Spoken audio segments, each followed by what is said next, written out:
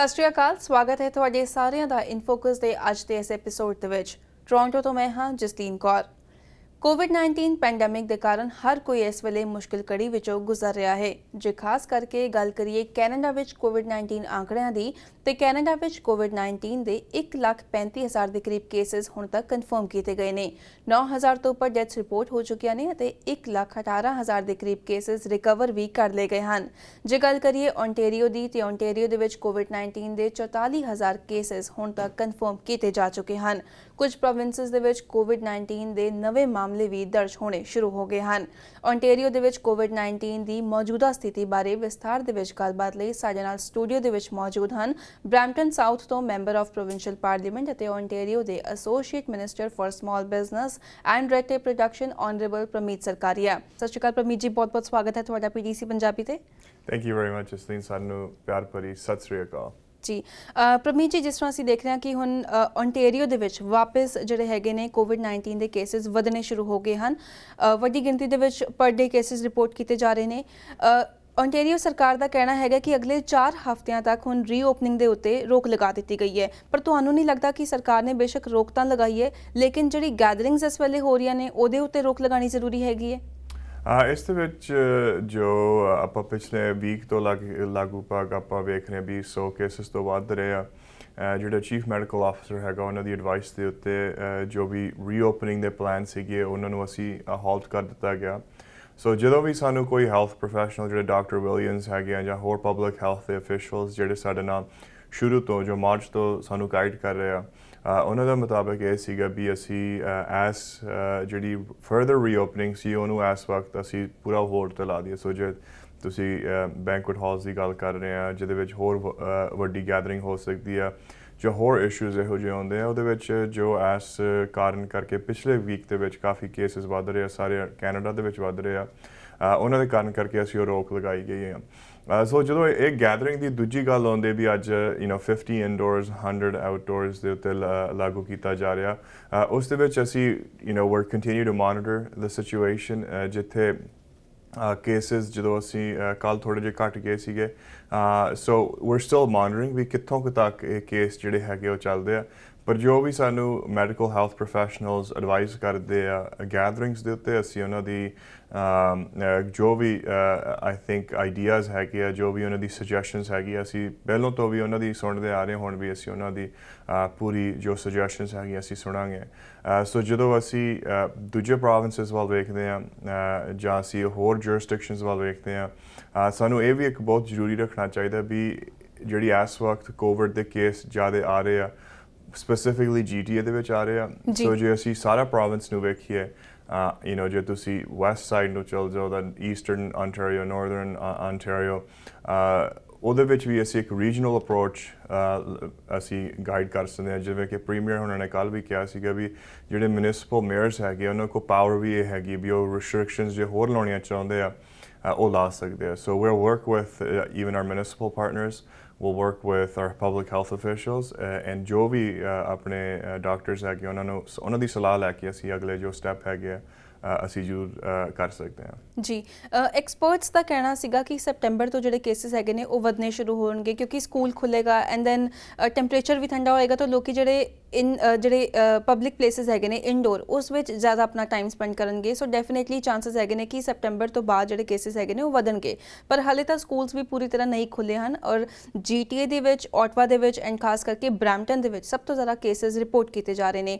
Premier ਦਾ ਵੀ ਇਹੀ ਕਹਿਣਾ ਕਿ ਇੱਕ ਵੱਡਾ ਕੰਸਰਨ ਹੈਗਾ, ਹੀ is very much concerned about Brampton ਖਾਸ ਕਰਕੇ। ਤੁਹਾਨੂੰ ਲੱਗਦਾ ਹੈ ਜੇ ਲੋੜ ਪਈ ਤੇ ਗ੍ਰੇਟਰ ਟੋਰਾਂਟੋ ਏਰੀਆ ਨੂੰ ਵਾਪਸ ਸਟੇਜ 2 ਦੇ ਵਿੱਚ ਸ਼ਿਫਟ ਕੀਤਾ ਜਾਏਗਾ? ਸੋ ਜਿਵੇਂ ਕਿ ਇਸ ਇਸ਼ੂ ਦੇ ਉੱਤੇ ਪ੍ਰੀਮੀਅਰ ਹੋਣਾ ਨੇ ਵੀ ਕਿਹਾ ਸੀਗਾ ਵੀ we won't hesitate to take any steps ਜਿੱਥੇ ਲੋਕਾਂ ਦੀ safety from a public health perspective ਲਈ ਜਾ ਸਕਦੀ, ਉਹਦੇ ਵਿੱਚ ਹਮੇਸ਼ਾ ਸਾਡੀ ਗਵਰਨਮੈਂਟ ਉੱਥੇ ਪ੍ਰੋਟੈਕਸ਼ਨ ਕਰਨ ਲਈ ਆ ਸਕਦੀ ਆ।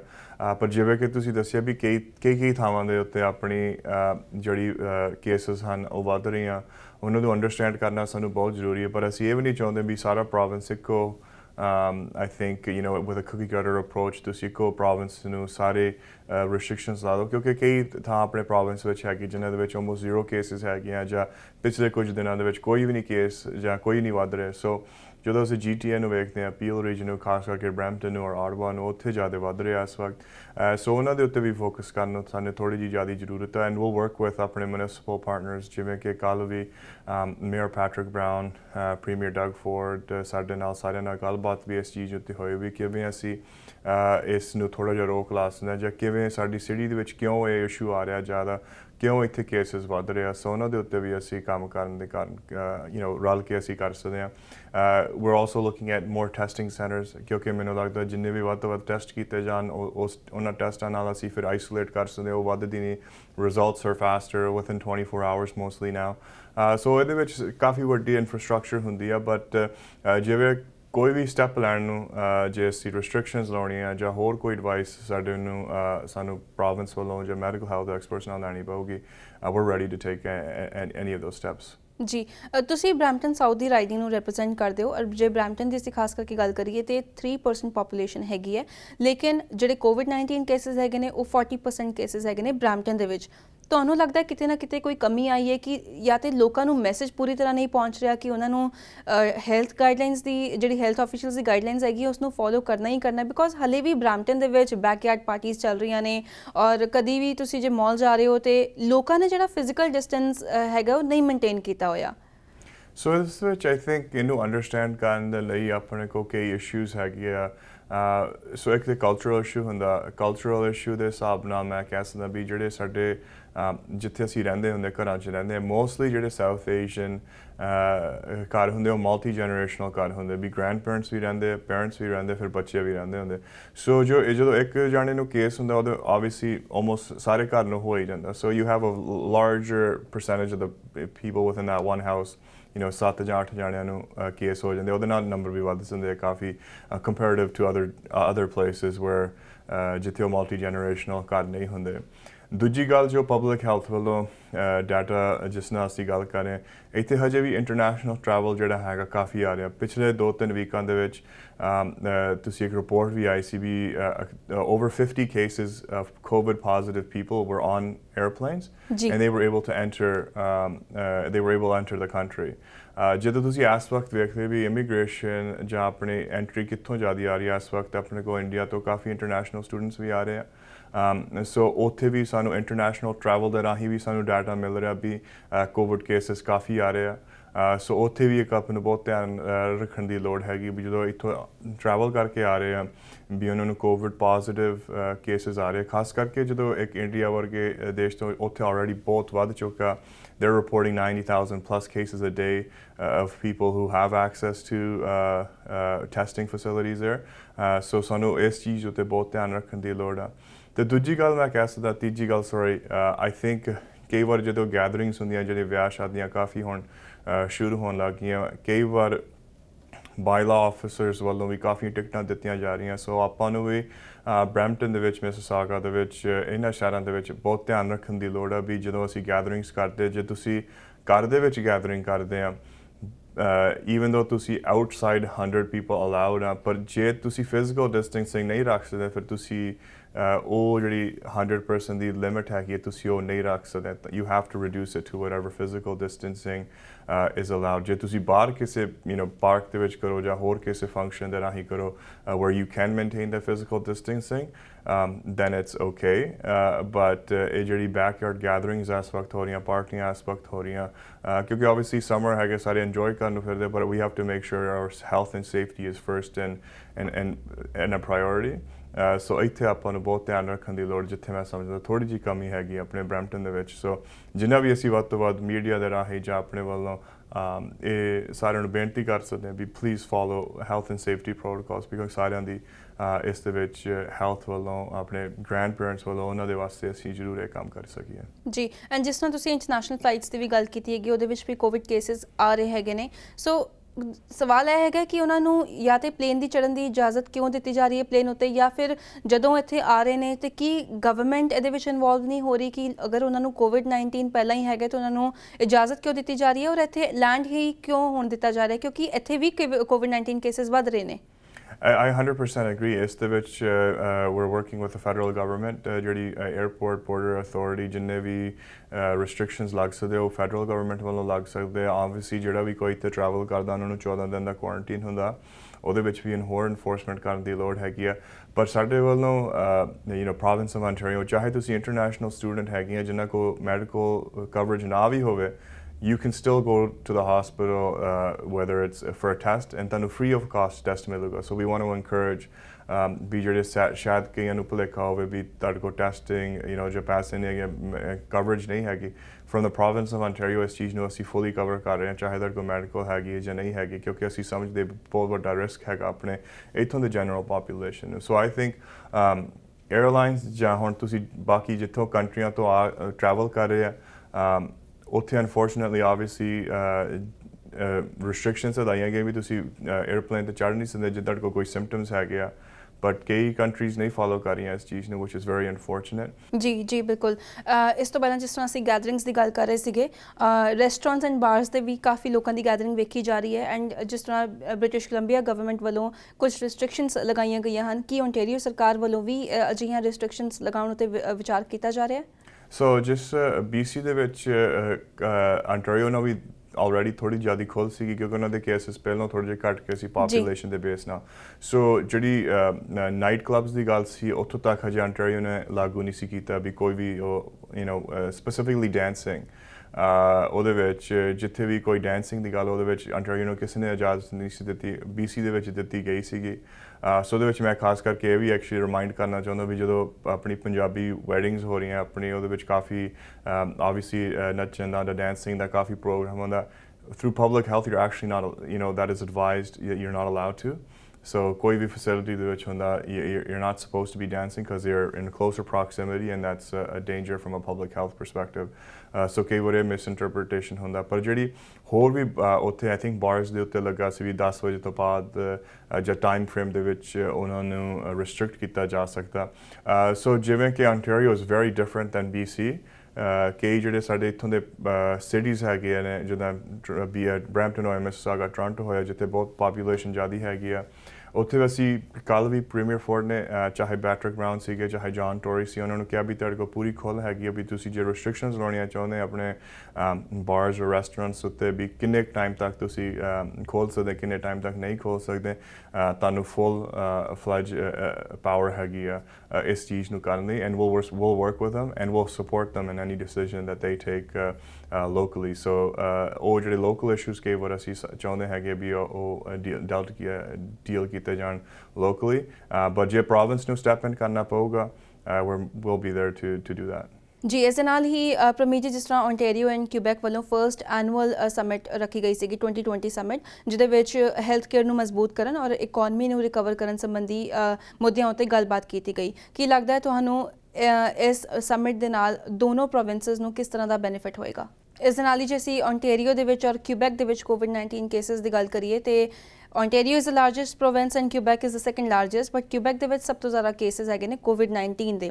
ਔਰ ਇਸੇ ਤਰ੍ਹਾਂ ਜੇ ਅਸੀਂ ਕੰਟਰੈਕਟ ਟ੍ਰੇਸਿੰਗ ਐਪ ਦੀ ਗੱਲ ਕਰੀਏ ਤੇ Ontario ਵੱਲੋਂ ਕੰਟਰੈਕਟ ਟ੍ਰੇਸਿੰਗ ਐਪ ਦਾ ਇਸਤੇਮਾਲ ਕੀਤਾ ਜਾ ਰਿਹਾ ਹੈਗਾ, ਲੇਕਿਨ Quebec ਦੇ ਵਿੱਚ ਸਭ ਤੋਂ ਜ਼ਿਆਦਾ ਕੇਸਿਸ ਹੈਗੇ ਨੇ ਪਰ Quebec ਉਹ ਐਪ ਯੂਜ਼ ਨਹੀਂ ਕਰ ਰਿਹਾ। ਸੋ ਕੀ ਇਸ ਬਾਰੇ ਵੀ ਵਿਚਾਰ ਹੋਈ ਕਿ Ontario ਵੱਲੋਂ Quebec ਨੂੰ ਇਨਕਰੇਜ ਕੀਤਾ ਗਿਆ ਕਿ ਉਹ ਐਪ ਯੂਜ਼ ਕਰਨ, ਬਿਕੋਜ਼ ਹਲੇ ਕੈਨੇਡਾ ਦੇ ਵਿੱਚ ਸਿਰਫ Ontario and there is another province Newfoundland and Labrador ਜੋ ਇਸ ਐਪ ਦੀ ਵਰਤੋਂ ਕਰ ਰਿਹਾ ਹੈਗਾ, ਬਾਕੀ ਪ੍ਰੋਵਿੰਸਿਸ ਨਹੀਂ ਕਰ ਰਹੇ ਨੇ। Ontario ਵੱਲੋਂ ਕੀ ਬਾਕੀ ਪ੍ਰੋਵਿੰਸਿਸ ਨੂੰ ਵੀ ਇਨਕਰੇਜ ਕੀਤਾ ਜਾ ਰਿਹਾ ਹੈ Quebec ਸਮੇਤ ਕਿ ਇਸ ਐਪ ਦੀ ਵਰਤੋਂ ਕੀਤੀ ਜਾਏ? ਇਸ ਵਕਤ Ontario even world renowned ਹੋ ਚੁੱਕਾ ਵੀ ਅਸੀਂ ਕਿਵੇਂ ਰਿਸਪੌਂਸ ਦਿੱਤਾ ਹੈਗਾ COVID-19। ਜੇ ਤੁਸੀਂ ਕੋਈ ਵੀ ਐਕਸਪਰਟ ਨੂੰ ਪੁੱਛ ਲਓ ਚਾਹੇ ਤੁਸੀਂ ਕਿਸੇ ਕੰਟਰੀ 'ਚ ਬੈਠੇ ਹੋ, ਇਸ ਵਕਤ Ontario ਦੇ ਉੱਤੇ ਸਟੱਡੀ ਕਰ ਰਹੇ ਵੀ Ontario ਨੇ ਇੰਨੀ ਵੱਡੀ ਪਾਪੂਲੇਸ਼ਨ ਹੋਣ ਦੇ ਰਾਹੀਂ ਜੇ ਅੱਜ ਦੇ ਵੀ ਤੁਸੀਂ ਨੰਬਰ ਵੇਖੋ ਵੀ ਅਸੀਂ ਬਹੁਤ ਵਧੀਆ ਤਰੀਕੇ ਨਾਲ ਇਸ ਨੂੰ ਸੰਭਾਲ ਰਹੇ ਹੈਗੇ ਆ। ਅਤੇ ਆਈ ਥਿੰਕ ਜਦੋਂ ਅਸੀਂ ਇਹੋ ਜਿਹੀ ਟੈਕਨੋਲੋਜੀ ਇੰਟਰੋਡਿਊਸ ਕਰਦੇ ਹਾਂ ਕਿਉਂਕਿ ਕੋਵਿਡ ਨੂੰ ਬੀਟ ਕਰਨ ਦੇ ਲਈ ਅਸੀਂ ਇਹਨੂੰ ਮੋਸਟ ਲਾਈਕਲੀ ਜ਼ੀਰੋ ਤੱਕ ਤਾਂ ਕਦੀ ਲਿਆ ਨਹੀਂ ਸਕਦੇ ਪਰ ਇਹਨੂੰ ਕੰਟੇਨ ਕਰ ਸਕਦੇ ਹਾਂ ਅਸੀਂ, right, that's the goal.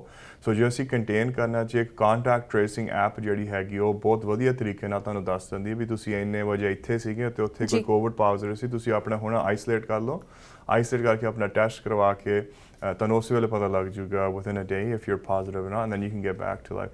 So what it does is it limits the spread. So province ਵੱਲੋਂ of course ਅਸੀਂ ਹਰ ਇੱਕ province ਨੂੰ ਹਰ ਇੱਕ jurisdiction ਨੂੰ ਕਹਿੰਦੇ ਹੈਗੇ ਵੀ ਤੁਸੀਂ ਇਸ ਐਪ ਦਾ ਫਾਇਦਾ ਜਿਹੜਾ ਹੈਗਾ ਉਠਾਓ ਕਿਉਂਕਿ it keeps you safe. It keeps not only you safe, sorry economy ਨੂੰ ਤੋੜਨ ਵਾਸਤੇ ਅਸੀਂ ਇਹੋ ਜਿਹੀਆਂ ਨਵੀਆਂ ਚੀਜ਼ਾਂ ਸਾਨੂੰ ਨਵੀਆਂ ਟੈਕਨੋਲੋਜੀਜ਼ ਦੀ ਬਹੁਤ ਜ਼ਿਆਦਾ ਜ਼ਰੂਰਤ ਹੈਗੀ ਆ ਜਿਸ ਦੇ ਨਾਲ ਅਸੀਂ ਸਾਰੇ ਸੇਫ ਰਹਿ ਸਕੀਏ so we encourage all provinces, we encourage other jurisdictions, international jurisdictions to adopt technology like this to be able to protect their own citizens, but more importantly to keep themselves safe and keep people around them safe as well. ਜੀ ਜੀ ਪ੍ਰਮੀਤ ਜੀ ਅਸੀਂ ਆਪਣੀ ਗੱਲਬਾਤ ਦਾ ਸਿਲਸਿਲਾ ਜਾਰੀ ਰੱਖਾਂਗੇ ਪਰ ਫਿਲਹਾਲ ਸਮਾਂ ਹੋ ਗਿਆ ਇੱਕ ਛੋਟੀ ਜਿਹੀ ਬ੍ਰੇਕ ਤੋਂ ਬਾਅਦ ਜਲਦ ਹਾਜ਼ਰ ਹੁੰਦੇ ਹਾਂ।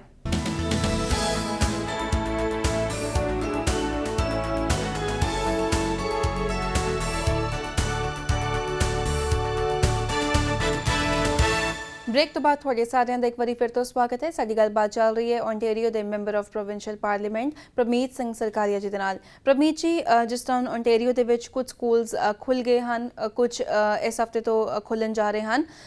जानना चाहांगे कि जिस तरह क्यूबैक दे विच स्कूल्स खुलन तो बाद कई केसेस रिपोर्ट किए गए, इस तरह अल्बर्टा दे विच भी कई केसेस रिपोर्ट किए गए सन।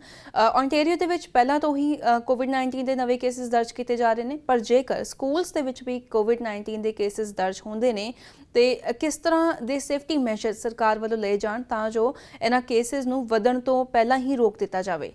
ਸੋ ਜਿਸ ਤਰੀਕੇ ਨਾਲ ਹੁਣ ਇਸ ਵਕਤ ਸਕੂਲਸ ਇਸ ਵੀਕ ਖੁੱਲੂਗੇ, ਇਸ ਵੀਕ ਦੀ ਪ੍ਰੈਪਰੇਸ਼ਨ ਦੇ ਵਿੱਚ ਗਵਰਨਮੈਂਟ ਨੇ I think ਸਾਰੇ ਕੈਨੇਡਾ ਦੇ ਵਿੱਚ ਸਭ ਤੋਂ ਵੱਧ ਫੰਡਿੰਗ ਜਿਹੜੀ ਹੈਗੀ ਆਂਟਰੀਓ ਨੂੰ ਦਿੱਤੀ ਕਿ ਅਸੀਂ ਆਪਣੇ ਗਵਰਨਮੈਂਟ ਵੱਲੋਂ ਸਕੂਲਾਂ ਦੇ ਵਿੱਚ ਪਾਈ ਗਈ ਹੈ। ਸੋ ਜੇ ਅਸੀਂ ਸੇਫਟੀ ਦੀ ਗੱਲ ਕਰਦੇ ਹਾਂ, ਜਦੋਂ ਸਾਡਾ ਪਲਾਨ ਐਡਵਾਈਜ਼ ਵੀ ਕੀਤਾ ਗਿਆ, ਜਿਹੜੇ ਚੀਫ ਐਪੀਡੀਮੀਓਲੋਜਿਸਟ ਹੈਗੇ ਨੇ, ਜੋ ਸਿੱਖ ਕਿਡਸ ਦੀ ਟੀਮ ਹੈਗੀ ਹੈ, ਜੋ ਕਿ ਵਰਲਡ ਰਿਨਾਊਂਡ ਡਾਕਟਰਸ ਹੈਗੇ ਆ ਚਿਲਡਰਨ ਹੈਲਥ ਦੇ ਵਿੱਚ, ਉਹਨਾਂ ਨਾਲ ਰਲ ਕੇ ਪਲਾਨ ਜਿਹੜੇ ਹੈਗੇ ਆ ਇਹ ਲਾਏ ਗਏ ਸੀ, ਇਹਨਾਂ ਨੂੰ ਇੰਟਰੋਡਿਊਸ ਕੀਤਾ ਗਿਆ ਸੀਗਾ। ਕਾਫੀ ਪੇਰੈਂਟਸ ਵੱਲੋਂ ਵੀ ਸਾਨੂੰ ਇਹ ਕੰਸਰਨ ਸੀਗਾ ਵੀ ਸਾਡੇ ਸਟੂਡੈਂਟਸ ਵਾਪਸ ਜਾਣੇ ਚਾਹੀਦੇ ਆ। ਸੋ ਇਸ ਦੇ ਵਿੱਚ ਜੋ ਫੰਡਿੰਗ ਦਿੱਤੀ ਗਈ ਹੈ close to over $1 billion just COVID specific funding schools ਨੂੰ ਸੇਫ ਰੱਖਣ ਲਈ। ਸੋ ਜਦੋਂ ਅਸੀਂ ਨਰਸਿਸ ਦੀ ਗੱਲ ਕਰਦੇ ਹਾਂ, 500 ਨਰਸ, over $50 million ਜਿਹੜਾ ਗਵਰਨਮੈਂਟ ਵੱਲੋਂ ਲਾਇਆ ਜਾ ਰਿਹਾ। ਸੋ over 500 new nurses in our school systems, ਸੋ ਬੱਚਿਆਂ ਦੀ ਹੈਲਥ ਵਾਸਤੇ, ਬੱਚਿਆਂ ਦੀ ਸੇਫਟੀ ਵਾਸਤੇ special testing facilities, testing mechanisms for students ਜੇ ਕੋਈ ਇਸ਼ੂ ਹੁੰਦਾ।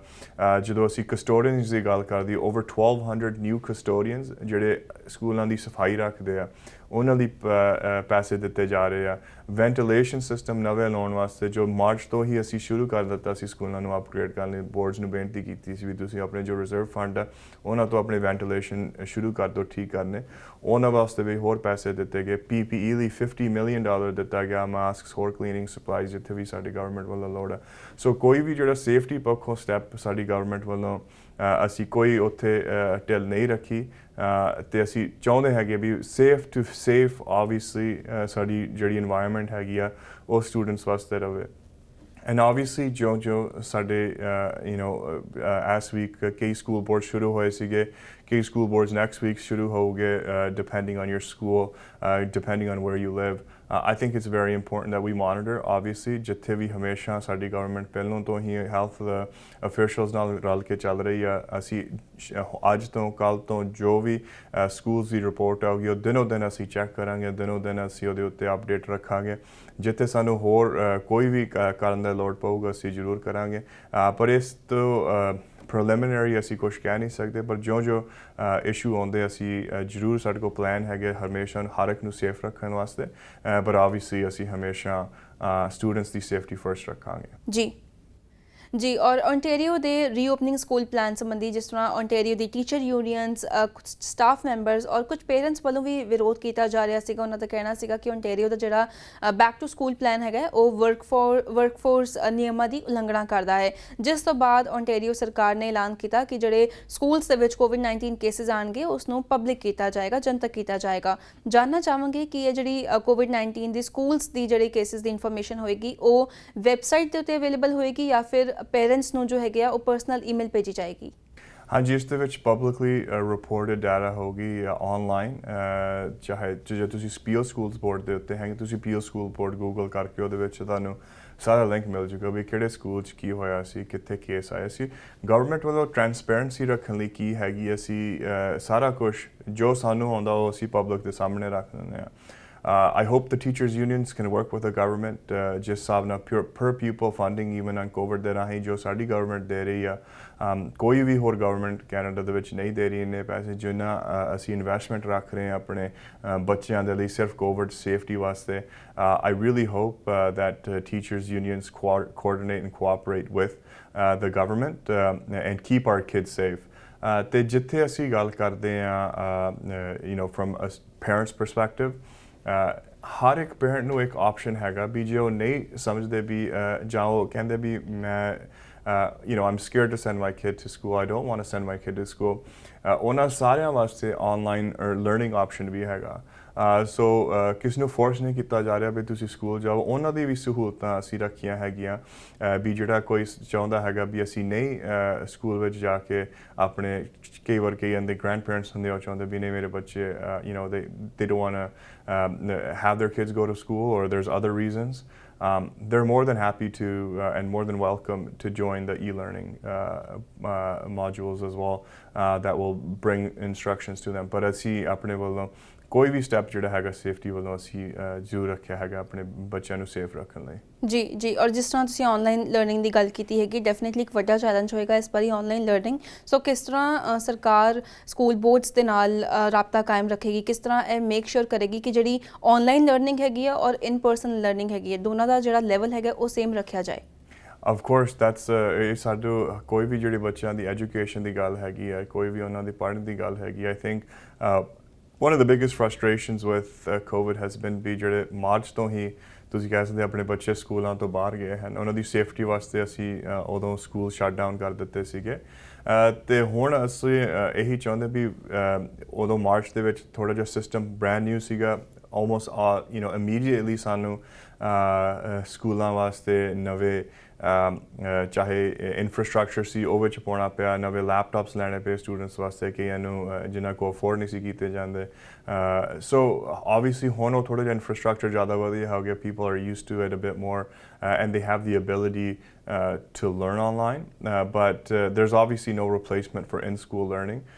ਪਰ ਜਿੱਥੇ ਵੀ ਕਿਸੇ ਨੂੰ ਕੋਈ ਇਹੋ ਜਿਹਾ ਇਸ਼ੂ ਹੈਗਾ ਵੀ ਉਹ ਨਹੀਂ ਇਨ ਸਕੂਲ ਜਾ ਸਕਦੇ, ਉਹਨਾਂ ਕੋਲ ਆਨਲਾਈਨ ਲਰਨਿੰਗ ਦੀ ਆਪਸ਼ਨ ਹੈਗੀ। ਬਟ ਵੀ ਐਕਸਪੈਕਟ ਦੈਟ ਜਿਹੜੇ ਟੀਚਰਸ ਆਨਲਾਈਨ ਟੀਚ ਕਰ ਰਹੇ ਆ that they deliver the same level and to the extent possible that they would in class and keep our kids ready for the future. ਜੀ ਪ੍ਰਮੀਤ ਜੀ, ਬਹੁਤ ਧੰਨਵਾਦ ਤੁਹਾਡਾ ਸਾਡੇ ਨਾਲ ਸਟੂਡੀਓ ਦੇ ਵਿੱਚ ਆ ਕੇ ਸਾਰੀ ਜਾਣਕਾਰੀ ਸਾਡੇ ਨਾਲ ਸਾਡੇ ਦਰਸ਼ਕਾਂ ਦੇ ਨਾਲ ਸਾਂਝੀ ਕਰਨ ਲਈ। Thank you so much for joining PTC Punjabi ones again and please stay safe. Thank you very much and ਸਾਡੇ ਵੱਲੋਂ ਸਾਰਿਆਂ ਨੂੰ ਪਿਆਰ ਭਰੀ ਸਤਿ ਸ਼੍ਰੀ ਅਕਾਲ। ਸਤਿ ਸ਼੍ਰੀ ਅਕਾਲ। ਸੋ ਇਨ ਫੋਕਸ ਦੇ ਅੱਜ ਦੇ ਐਪੀਸੋਡ ਦੇ ਵਿੱਚ ਐਸੀ ਸਾਡੀ ਖਾਸ ਗੱਲਬਾਤ ਓਨਟਾਰੀਓ ਦੇ ਬ੍ਰੈਂਪਟਨ ਸਾਊਥ ਰਾਈਡਿੰਗ ਤੋਂ ਮੈਂਬਰ ਆਫ ਪ੍ਰੋਵਿੰਸ਼ੀਅਲ ਪਾਰਲੀਮੈਂਟ ਅਤੇ ਓਨਟਾਰੀਓ ਦੇ associate minister for small businesses and red tape reduction Prabhmeet Singh Sarkaria ਜੀ ਦੇ ਨਾਲ। ਉਮੀਦ ਕਰਦੇ ਹਾਂ ਤੁਹਾਨੂੰ ਸਾਡੀ ਇਹ ਗੱਲਬਾਤ ਪਸੰਦ ਆਈ ਹੋਵੇਗੀ। ਜੇਕਰ ਤੁਹਾਡਾ ਕੋਈ ਸਵਾਲ ਹੈ ਜਾਂ ਫਿਰ ਆਪਣਾ ਕੋਈ ਵਿਚਾਰ ਤੁਸੀਂ ਸਾਡੇ ਨਾਲ ਸਾਂਝਾ ਕਰਨਾ ਚਾਹੁੰਦੇ ਹੋ ਤੇ ਸਾਨੂੰ ਜ਼ਰੂਰ ਲਿਖ ਕੇ ਭੇਜੋ feedback@ptcnetwork.com ਤੇ। ਮਿਲਾਂਗੇ ਅਗਲੇ ਹਫਤੇ, ਉਦੋਂ ਤੱਕ ਮੈਨੂੰ ਦਿਓ ਇਜਾਜ਼ਤ ਅਤੇ ਦੇਸ਼ ਦੁਨੀਆ ਦੀਆਂ ਤਾਜ਼ਾ ਖਬਰਾਂ ਲਈ ਤੁਸੀਂ ਵੇਖਦੇ ਰਹੋ PTC ਨਿਊਜ਼।